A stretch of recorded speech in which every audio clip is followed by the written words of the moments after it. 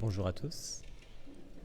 Merci d'être venus pour cette troisième partie du cycle de conférences sur les rapports écologie et christianisme.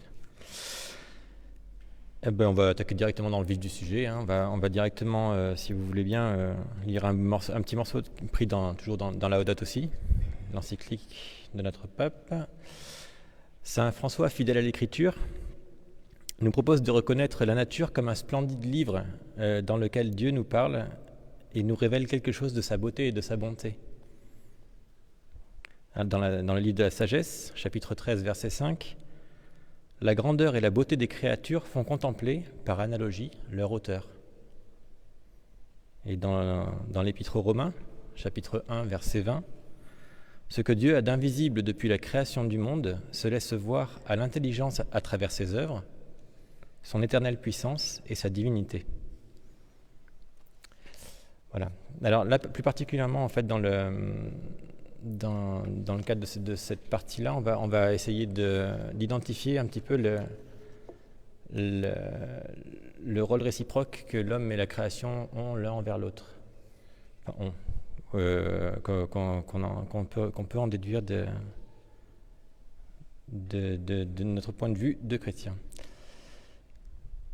En fait, alors j'ai essayé de déterminer plusieurs rôles vraiment fondamentaux dans ce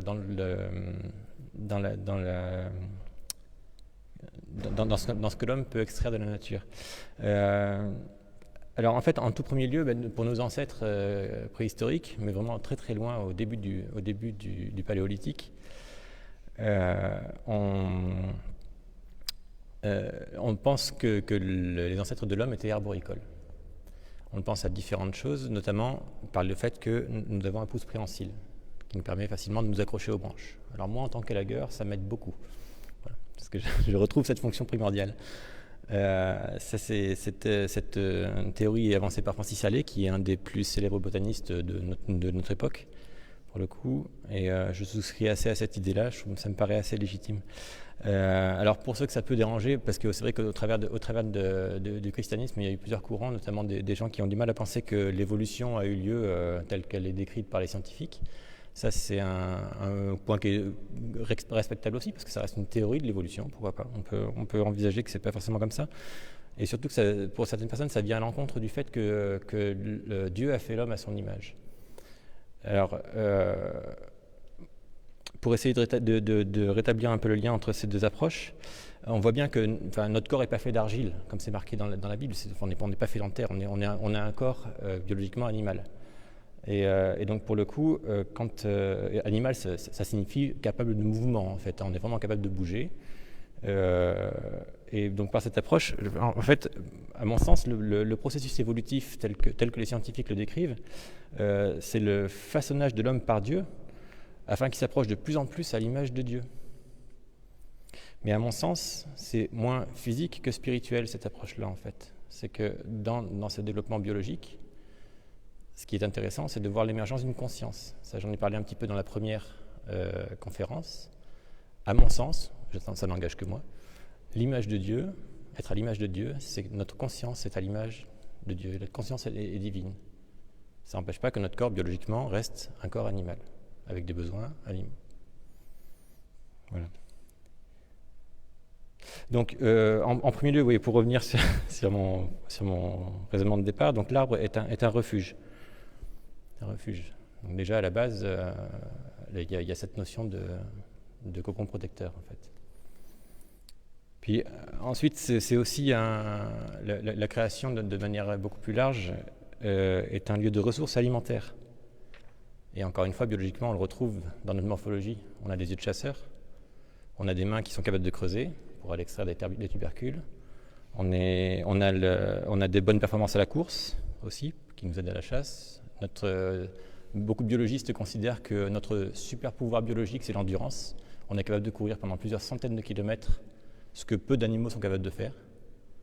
Donc ça nous donne une certaine aptitude aussi à la chasse.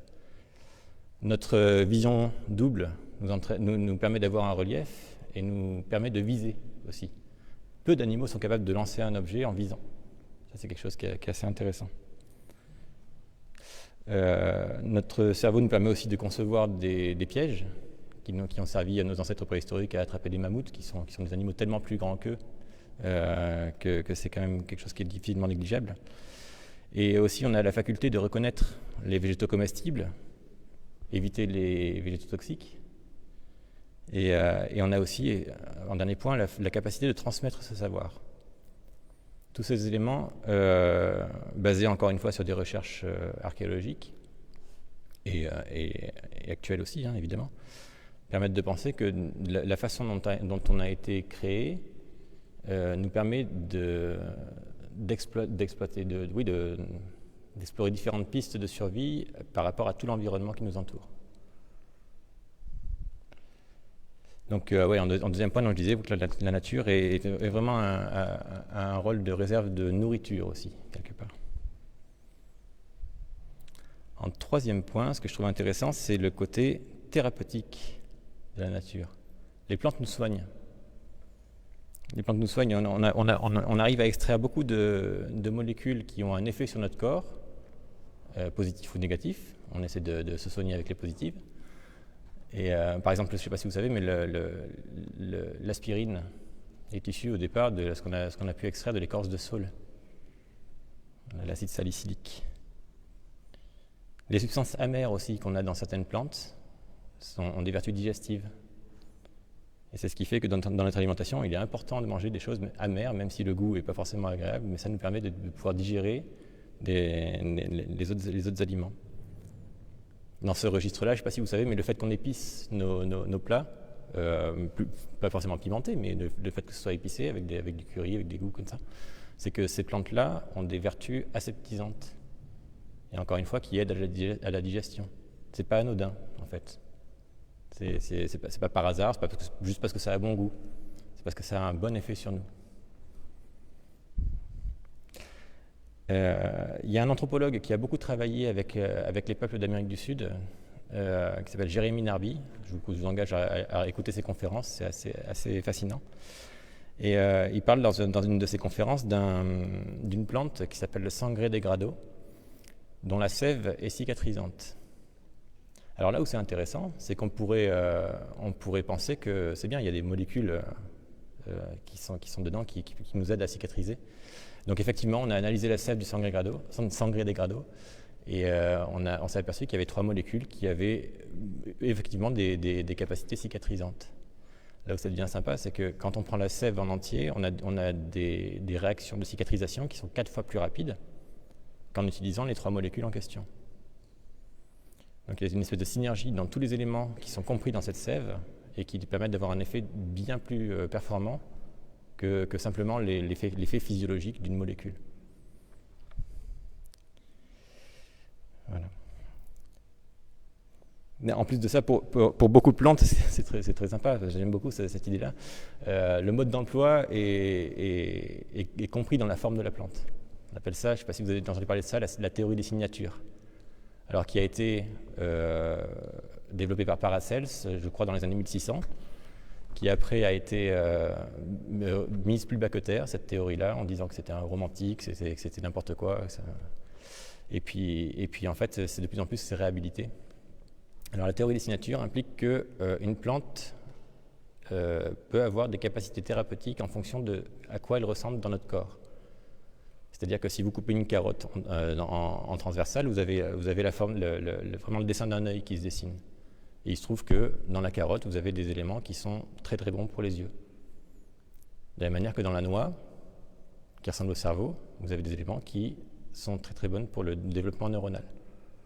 Et ça a été analysé et extrait, effectivement, on a identifié des molécules dedans qui avaient ces effets-là.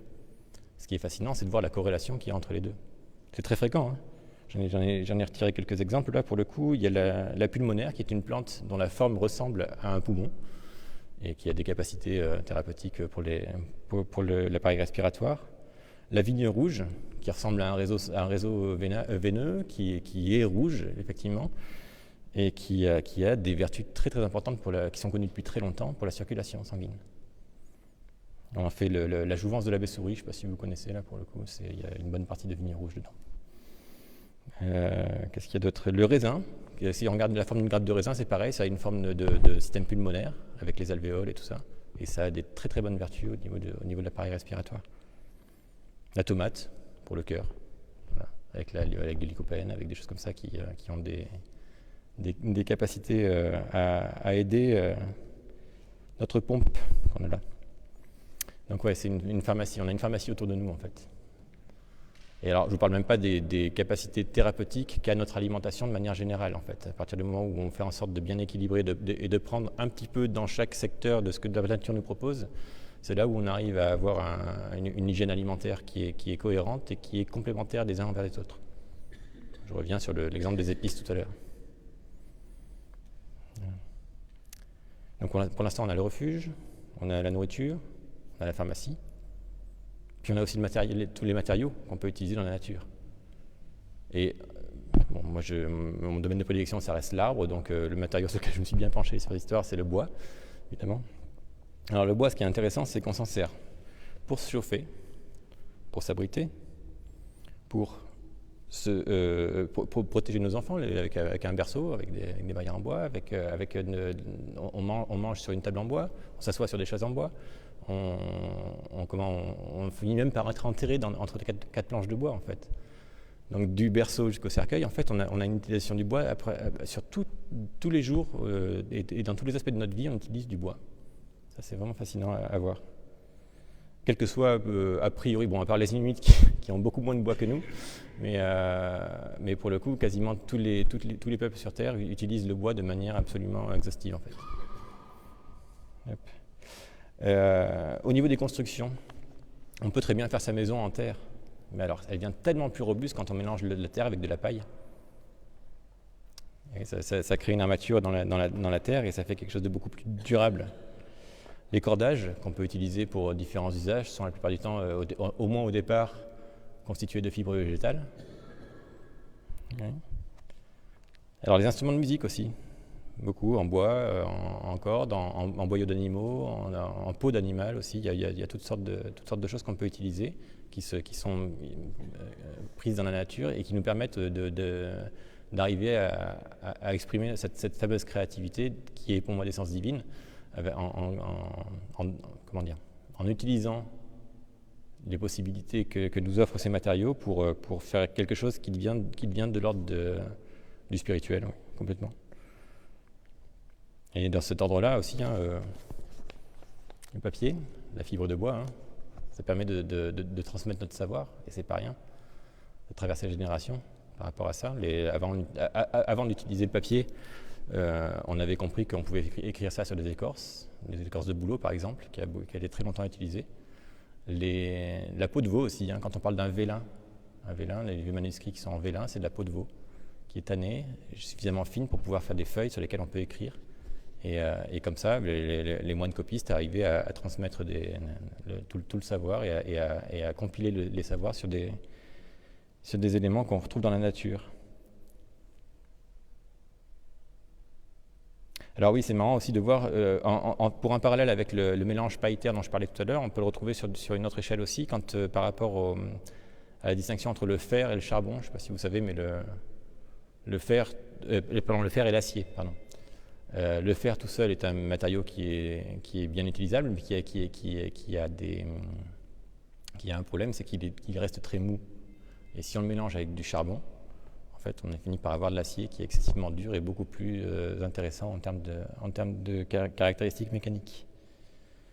Même on peut aller très très loin pour le coup. Les plastiques qu'on utilise, qui représentent une portion non négligeable de ce qu'on a autour de nous, à commencer par nos vêtements. C'est du pétrole. Et le pétrole, à la base, c'est quand même pas du minéral, ça reste du végétal. C'est du plancton et des forêts qui dans certaines conditions, ont pu faire des nappes de pétrole qu'on exploite aujourd'hui. Donc en quatrième rôle vraiment intéressant, on a vraiment un matériau qui nous a permis d'accéder à ce niveau de confort qu'on a aujourd'hui. Progressivement, évidemment. Et alors, en cinquième rôle, mais alors c'est non négligeable du tout en fait, c'est que la nature est une source de bien-être pour nous en fait. Et on est en train de le redécouvrir de manière phénoménale en ce moment avec ce qu'on appelle la sylvothérapie. Je ne sais pas si vous connaissez ce qu'on appelle les bains de forêt. Ça s'est développé pas mal au Japon au départ, puis c'est en train de faire tache d'huile un peu dans le monde entier. Le fait de se promener en forêt est bon pour la santé. Ça peut paraître très romantique, mais ça a été analysé, documenté par des scientifiques qui ont fait des échantillons vraiment très très précis là-dessus. Il y a des études, si le sujet vous intéresse, vous allez voir que c'est assez fouillé, et qui s'aperçoivent qu'en fait on abaisse le niveau de stress de manière considérable en allant faire une promenade en forêt. Et ça a forcément un effet thérapeutique sur l'ensemble de notre métabolisme. Voilà, il y a ça. Sur un point de vue beaucoup plus pragmatique, on a développé des villes qui sont très très denses, très minérales, avec beaucoup de béton, de goudron au sol. Et on se retrouve maintenant avec un véritable problème, c'est-à-dire que les étés où il fait particulièrement chaud, qui vont être de plus en plus nombreux, on se retrouve avec des températures qui montent à des seuils intolérables. Les seuls endroits où on arrive à maintenir de la fraîcheur, c'est l'endroit où il y a la végétation, et en particulier des arbres. On arrive à avoir des différentiels de plusieurs degrés qui peuvent être de l'ordre d'une dizaine de degrés des fois par endroit, même peut-être plus, entre l'endroit où on a végétalisé et un endroit où ce n'est pas végétalisé. On appelle ça des îlots de fraîcheur d'ailleurs. Les urbanistes connaissent bien ce terme et sont en train d'essayer de développer de plus en plus d'îlots de fraîcheur dans les agglomérations. C'est une notion de survie quelque part au bout d'un moment, de pouvoir continuer à vivre en ville dans des conditions qui deviennent de plus en plus compliquées. Alors un autre point par rapport au fait du bien-être, c'est que les arbres ont eux aussi un super pouvoir, ils sont capables de faire pleuvoir. Alors ça, je ne sais pas si vous savez, ce n'est pas forcément intuitif. On a souvent tendance à penser que les arbres poussent à l'endroit où il pleut. De plus en plus, on s'aperçoit qu'il pleut à l'endroit où il y a des arbres. Et ce n'est pas anodin du tout, c'est-à-dire que l'arbre, c'est une machine qui pompe de l'eau dans le sol. Une machine. C'est un mot très réducteur. C'est un être vivant dont le fonctionnement est de pomper énormément d'eau dans le sol. Dans toute l'eau qu'un arbre va pomper dans le sol, ce qui peut représenter pour un grand chêne à peu près entre 1000 et 1500 litres par jour d'eau absorbée dans le sol, cette eau-là, on pense qu'il y a à peu près 5% qui sert à son fonctionnement métabolique. Le reste est évaporé très rapidement par les feuilles et ça permet de maintenir cette succion dans le sol par l'évaporation, par un effet de dépression. L'arbre peut pomper les éléments dont il a besoin dans le sol à travers l'eau. Et toute cette eau qui part en l'air charge l'air en humidité. Mais elle n'y va pas toute seule. Elle y va aussi avec ce qu'on appelle des composés organiques volatiles, alors qui ont mauvaise presse parce qu'on parle souvent de ceux qui sont issus des moteurs. Les composés organiques volatiles, ce sont ces molécules qui sont considérées comme cancérigènes, avec des métaux lourds, des choses comme ça, et qui sont issus de la combustion de l'essence dans les moteurs. Les arbres émettent aussi des composés organiques volatiles, qui sont notamment de l'éthylène, des choses comme ça, plein de molécules qui partent dans l'air en même temps que cette eau, et qui montent au niveau des strates des nuages. Ces molécules sont physiquement, si on devait les regarder de près, sont beaucoup plus grosses que des molécules d'eau. Et tout simplement, les molécules d'eau qui sont en suspension dans la vapeur d'eau s'agglomèrent autour, font des gouttelettes. Ces gouttelettes font qu'on voit les nuages. Quand la vapeur d'eau est dans l'air, la vapeur d'eau, vous avez dû apprendre ça dans vos études, on l'apprend au collège, on l'apprend au lycée, la vapeur d'eau est invisible. Et pourtant, on voit les nuages. C'est que les nuages ne sont pas composés de vapeur d'eau, comme on aurait tendance à le penser. Les nuages sont composés de gouttelettes, de milliards et de milliards de gouttelettes qui sont les unes à côté des autres et qui, chacune un petit peu, diffractent la lumière. Cette diffraction générale fait qu'on observe des nuages qui sont blancs parce que la lumière est diffractée dans tout le spectre coloré. Et quand l'air est suffisamment chargé en composés organiques volatiles issus des arbres, les gouttelettes deviennent de plus en plus grosses, elles finissent par tomber, il pleut. Et il y a un point qui est très intéressant à voir, qu'on connaît sur notre bonne vieille terre, c'est-à-dire qu'en fait, un endroit où il y a très peu d'arbres, par exemple, c'est le désert du Sahara. Il a été démontré par des études de paléoclimatologie que l'apparition du désert du Sahara vient après la disparition de la forêt littorale qui était à l'ouest de l'Afrique et qui fait que le relais n'était pas fait entre la mer et l'intérieur des terres. L'eau est capable de parcourir jusqu'à 600 km avant de retomber en pluie. Mais si pendant ces 600 km vous n'avez pas un arbre, Le relais n'est pas fait. Si le relais n'est pas fait, l'eau ne peut plus tomber. Elle finit par rester en suspension dans l'air et partir ailleurs, au gré des courants aériens. Et la meilleure preuve qu'il en soit par rapport à ça, c'est qu'effectivement, on est au niveau du tropique. Donc on pourrait penser que c'est le régime tropical qui fait le désert. Mais si c'était le cas, on aurait une bande de désert tout au long du tropique, partout sur la Terre. Ce n'est pas le cas. Donc là, l'exemple est assez parlant et étayé par des faits scientifiques. Donc on a 5 rôles majeurs au niveau que la création nous donne dans notre vie de tous les jours. Je rappelle, refuge, alimentation, pharmacie, matériaux, bien-être. Quand ces conditions sont réunies, on peut avoir une vie à peu près confortable. Voyons dans l'autre sens. Quel rôle l'homme pourrait avoir vis-à-vis de la création? Et en fait, j'en ai isolé 2 principaux et qui sont, à mon avis, majeurs. On a en premier lieu la capacité de soigner. Très peu d'autres animaux soignent des êtres vivants qui n'appartiennent pas à leur espèce. On a du soin dans les meutes de loup, chez les fourmis, chez les abeilles, on a du soin. Ils sont capables vraiment de soigner, d'extraire des éléments chimiques dans leur environnement pour soigner, mais ils soignent leur espèce ou leur ruche ou leur fourmilière. Il y a un exemple très, très, très intéressant qui a été mis en avant par un mycologue qui s'appelle Paul Stamets aux États-Unis et qui a observé les abeilles dans son jardin en fait venir butiner non pas des fleurs mais des champignons qu'il cultivait chez lui pour ses études donc il venait butiner des gouttelettes d'eau qui étaient sécrétées par ces champignons et qui les ramenait à la ruche, en particulier quand elles étaient atteintes par le varroa. C'est un parasite qui fait des ravages au niveau des ruches. Et en fait, il a analysé les champignons en question, et effectivement, il y avait des substances qui pouvaient prémunir de cette maladie-là. Donc vraiment, les abeilles venaient se soigner. Mais encore une fois, on est sur du soin intra-espèce, pas inter-espèce. Nous, naturellement, on a cette faculté de non seulement soigner, mais en plus notre empathie nous pousse à soigner. Une expérience qui est intéressante, c'est des chercheurs en sociologie qui ont fait passer des gens dans une pièce où il y avait une plante qui était en manque d'eau manifeste. Il y avait les feuilles tombaient et tout ça. Très naturellement, sans aucun intérêt autre que cette empathie, les gens allaient arroser la plante. C'est un comportement qui est difficilement explicable dans un contexte purement biologique. Ça fait partie de notre super pouvoir. On a cette volonté, cette capacité d'une part, et cette volonté derrière de soigner. Alors, il n'y a qu'à voir à quel point on a poussé le soin.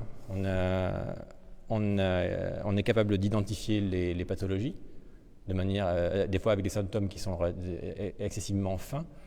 On sait soigner les plaies, on sait comprendre la microbiologie, on sait analyser des comportements qui sont révélateurs de pathologies. On sait soigner le corps, mais on sait aussi soigner l'esprit, par la psychologie, psychothérapie, même par l'art. C'est une forme de soin quelque part, et on le retrouve dans la musicothérapie, dans l'art-thérapie aussi, qui sont l'exploitation de différentes méthodes pour pouvoir arriver à apporter du bien-être autour de nous. En fait, un musicien, pour moi, est un guérisseur, d'une certaine manière. Un peintre aussi. Alors, pour revenir sur les thérapies, même tous les éléments autour de nous sont intéressants et exploitables pour soigner. La sylvothérapie, on en a parlé un petit peu tout à l'heure avec les bains de forêt. La phytothérapie, la chimiothérapie, la psychothérapie, on en a parlé. Alors, ça va même loin. Hein. On a aussi l'asticothérapie, le fait de soigner les plaies en mettant des asticots dedans. Ça a un nom, j'ai trouvé ça sur Internet, en faisant de mes recherches. C'est l'asticothérapie. Voilà. La radiothérapie, luminothérapie, cryothérapie, thermothérapie, tous les éléments autour de nous sont détournables dans un but de soin. C'est quand même assez fascinant ça. On a même des thérapies de couple. On soigne même nos relations. Pas mal ça.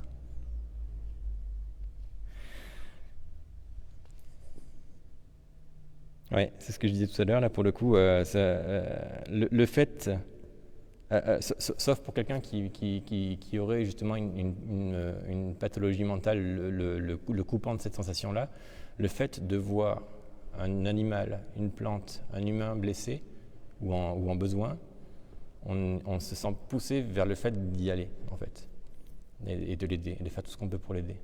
C'est notre nature profonde. Et un des problèmes pathologiques qu'on a à l'heure actuelle, c'est qu'on est coupé de ce sentiment-là, mais on sort de notre nature profonde quand on ne le fait pas. Ce qu'on pourrait appeler une pulsion primaire de guérisseur. Alors le deuxième rôle qu'on a et qui nous différencie un petit peu des animaux dans ce cadre-là, c'est que en fait on est capable de prendre du recul sur les choses et puis même d'avoir une vision plus ou moins globale des situations auxquelles on est confronté.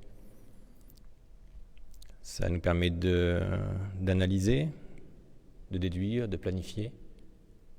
Des choses comme ça sont alors même si on commence à avoir quelques exemples dans la nature d'animaux qui sont capables de se projeter dans l'avenir. Alors une chose qui est assez étonnante, les écureuils, vous savez, prennent des graines à l'automne, les planquent dans différents endroits et pour pouvoir passer l'hiver plus sereinement au niveau des réserves de nourriture. Ce qu'on s'est aperçu en analysant leur comportement, c'est que les écureuils étaient déjà capables de se rappeler d'un certain nombre de cachettes assez importants. Ils en oubliaient très rarement. Et alors, ce qui fait que des fois des cachettes restent avec les graines, c'est qu'en fait, les écureuils sont capables d'anticiper le moment où la graine ne sera plus consommable. Et donc, il est capable de planifier dans le temps jusqu'à quand cette cachette est intéressante. Quand le délai est dépassé, la cachette, il n'y retourne plus jamais. Ça, c'est quelque chose qui est intéressant dans la projection dans l'avenir et dans la capacité d'anticiper sur un événement qui se passe hors de ses yeux naturels, quoi, en fait. C'est vraiment dans la tête que ça se passe. Les corbeaux aussi, légers, qui sont des corvidés aussi, planquent aussi des glands de chêne un peu partout. Et alors, ce qui est très rigolo, c'est qu'un geai est tout à fait capable d'observer un de ses congénères mettre des glands dans une cachette. Et dès que le congénère est parti, il va aller dépouiller la cachette. Sauf que l'autre geai n'est pas fou non plus. Il est capable d'imiter le fait qu'il est en train de cacher des glands, de cacher des cailloux à la place, et puis d'aller cacher ses glands effectivement ailleurs. Donc quand le voleur arrive, il se retrouve devant des cailloux qui ne l'aident pas beaucoup. Donc il y a quand même des comportements au niveau animal qui sont proches d'une éventuelle planification, mais pas du tout au degré de ce que les humains sont capables de faire. Et vous allez voir où je veux en venir. En fait, cette capacité de pouvoir donc analyser, déduire, planifier, compter aussi, le fait de savoir compter des grands nombres, ça rentre aussi dans ce deuxième rôle que j'ai déduit du fonctionnement humain, c'est que l'homme est un gestionnaire. Il est capable de gérer son environnement et de manière à pouvoir optimiser son prélèvement de ressources et quand l'homme est vraiment dans son rôle, c'est une gestion qui est pérenne. Ça a été le cas pendant des milliers d'années. C'est plus trop le cas depuis 150-200 ans. Là maintenant, on n'est plus dans un rôle de gestionnaire. Si on était dans un rôle de gestionnaire, on prendrait en compte la limitation de ressources que nous impose la planète. Ce n'est pas le cas. Un des meilleurs exemples, c'est qu'on a la journée du dépassement. Je ne sais pas si c'est quelque chose qui vous parle comme notion. La journée du dépassement, c'est la journée, c'est le moment dans l'année à partir duquel on a consommé tout ce que la planète était capable de produire avec notre mode de vie. De manière mondiale, la journée du dépassement se situe vers fin juillet à peu près. C'est-à-dire que selon le mode de vie des humains, de janvier à juillet, on consomme tout ce que la planète est capable de produire de janvier à décembre. Donc on vit à crédit de fin juillet jusqu'à fin décembre. C'est dramatique, ça veut dire qu'on tape dans les réserves. Si on remet ça à l'échelle d'une entreprise ou même d'une famille, ça veut dire qu'on est en train de taper dans le capital en fait. On est en train de réduire notre capital au lieu de ne manger que les intérêts. Qu'une partie des intérêts, le but d'une bonne gestion, c'est de manger une partie des bénéfices, de garder une partie de bénéfices pour augmenter notre capital derrière, et comme ça, on obtient un modèle prospère. une entreprise qui mangerait dans son capital tous les ans est vouée à l'échec. J'en parle en connaissance de cause, je suis entrepreneur. Donc c'est ce qu'on est en train de faire à l'échelle mondiale. Si tout le monde consomme comme le font les Français, la journée du dépassement a lieu en mai. Je ne sais plus si c'est le 3 ou 4 mai, il me semble. À partir du 3 ou 4 mai, notre mode de vie actuel fait qu'on a tout consommé en l'espace de un trimestre, un peu plus, un tiers de l'année. Voilà. On en parlera un peu plus avant dans les autres conférences là, mais pour le coup, voilà, il y a une petite note par rapport à ça. Et donc pour le coup, on est guérisseur et gestionnaire. C'est intéressant ça. Si on regarde dans les métiers qu'on a l'habitude de pratiquer, quel métier recouvre ces deux capacités? Celle que j'ai trouvée qui ressemblait le plus, bon, qui servait mon propos aussi, je ne vous le cache pas, hein, c'est le fait qu'on est des bergers en fait. Notre rôle est celui de berger vis-à-vis de la création. C'est-à-dire qu'on est censé gérer les ressources qui ont été mises à notre disposition et on est censé en prendre soin. C'est marrant parce que pour le coup, c'était mon travail de réflexion par rapport à ça, et puis j'ai trouvé des choses très intéressantes dans l'encyclique qui parlent de ce genre de choses. Par exemple, quand je parlais de l'encyclique, je ne sais pas si vous avez pris le temps de la lire ou de lire une encyclique, mais c'est découpé en différents petits chapitres qui sont tous numérotés. Ça permet de s'y retrouver. Donc là, dans le chapitre 53, c'est bien un chapitre qu'on dit dans ce cas-là ? Paragraphe, merci. C'est dans le paragraphe 53. Nous sommes appelés à être les instruments de Dieu le Père pour que notre planète soit ce qu'il a rêvé en la créant et pour qu'elle réponde à son projet de paix, de beauté et de plénitude. Si ça, c'est pas le rôle d'un gestionnaire et d'un guérisseur, je vois pas ce que c'est, pour le coup. Et on est capable de le faire, en fait. On est vraiment capable de le faire. Et on est d'autant plus capable de le faire qu'on a développé un nombre d'outils complètement considérable. Je lis le paragraphe 58. Dans certains pays, il y a des exemples positifs de réussite dans les améliorations de l'environnement, tels que l'assainissement de certaines rivières polluées durant de nombreuses décennies, ou la récupération de forêts autochtones, ou l'embellissement de paysages grâce à des œuvres d'assainissement environnemental, ou des projets de construction de bâtiments de grande valeur esthétique, ou rappelez-vous, le côté esthétique, il y a une forme de soin dans le fait d'avoir de la beauté autour de nous, ça parle à notre spiritualité. Ou encore, par exemple, grâce à des progrès dans la production énergétique production d'énergie non polluante, dans les améliorations du transport public. Ces actions ne résolvent pas les problèmes globaux, mais elles confirment que l'être humain est encore capable d'intervenir positivement. Comme il a été créé pour aimer, du milieu de ses limites jaillissent inévitablement des gestes de générosité, de solidarité et d'attention. Des comportements fondamentalement chrétiens.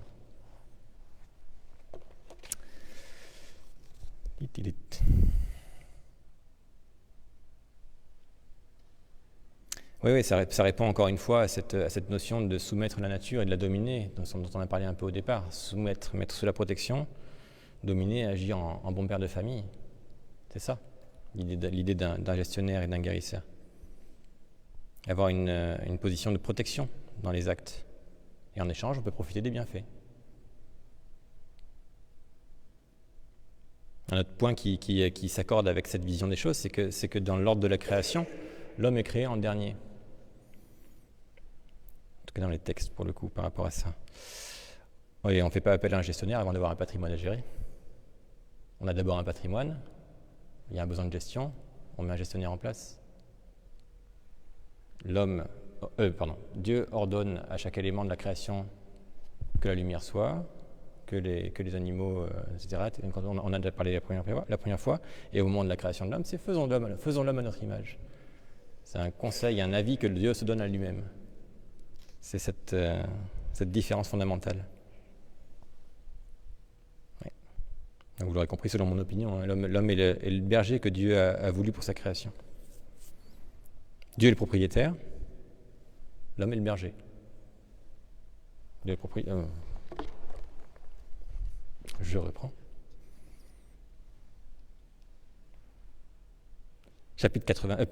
Paragraphe 89. Les créatures de ce monde ne peuvent être considérées comme un bien sans propriétaire. Comme le dit la sagesse, chapitre 11, verset 26. « Tout est à toi, Maître, ami de la vie. » D'où la conviction que, créés par le même Père, nous et tous les êtres de l'univers sommes unis par des liens invisibles et formons une sorte de famille universelle, une communion sublime qui nous pousse à un respect sacré, tendre et humble. Je veux rappeler que Dieu nous a unis si étroitement au monde qui nous entoure que la désertification du sol est comme une maladie pour chacun et nous pouvons nous lamenter sur l'extinction d'une espèce comme si elle était une mutilation.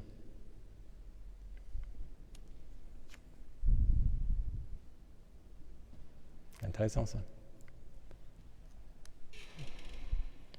Alors, j'ai pas noté la page, mais il est aussi marqué quelque part dans l'encyclique que, en fait, chaque expression du vivant a sa propre manière de chanter Dieu par son existence. Dans cette idée de louange universelle, en fait.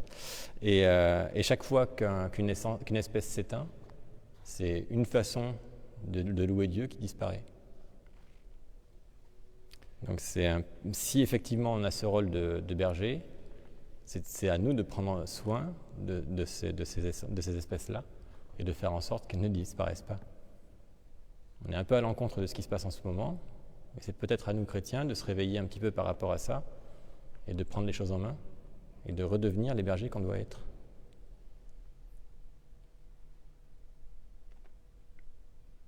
Est-ce que vous avez des remarques ?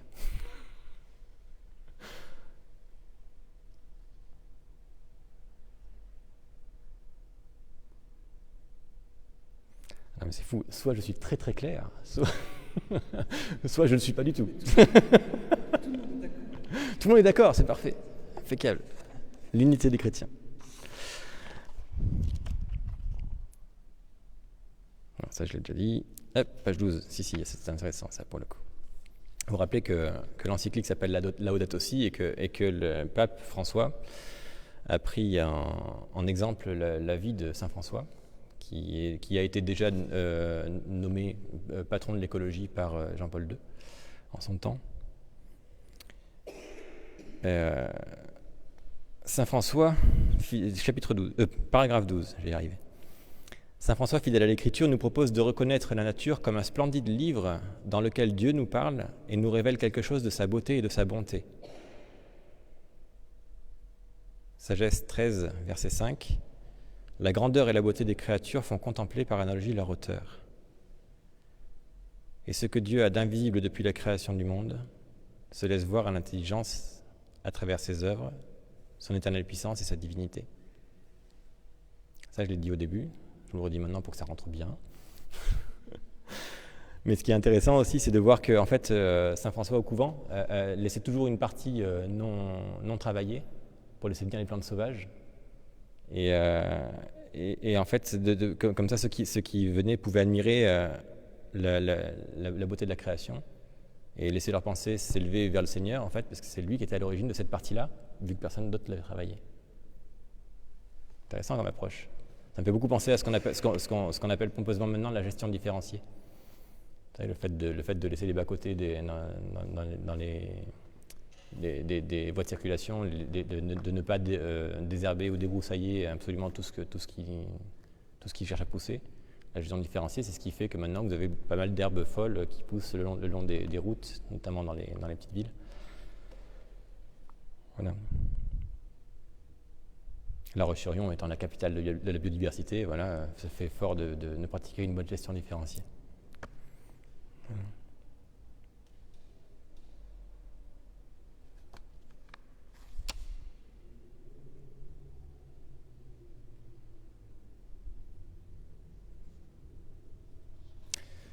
Voilà ce que je peux vous en dire pour ce soir. Il y aura d'autres choses, mais ça sera pour les fois d'après. On va s'amuser. Merci de votre attention.